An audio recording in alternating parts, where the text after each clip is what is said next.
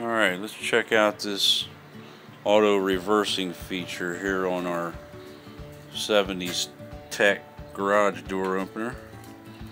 I'm going to clamp a pair of vice grips on here to simulate Fluffy's head. And let's observe the action of the mechanism here.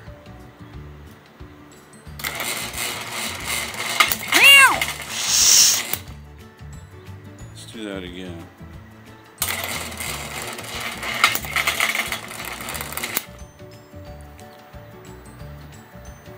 Looks like it just gets tension on the chain here and shoves this idler pulley over and switches some switches and stuff.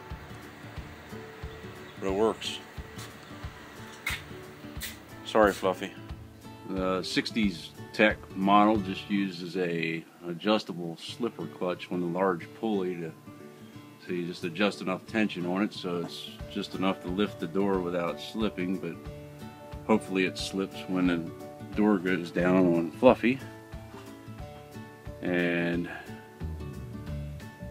after years of abuse, the aluminum fork is worn away, so nothing a couple of steel shims, wood, coat hanger, and drywall screws won't fix. But in an emergency, I could pull the red string and flick the switch to run the mechanism back up and get Fluffy out of there.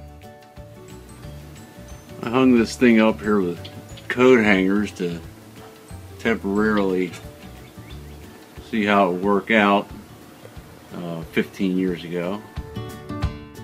Names have been changed to protect the innocent. Thank you and good night.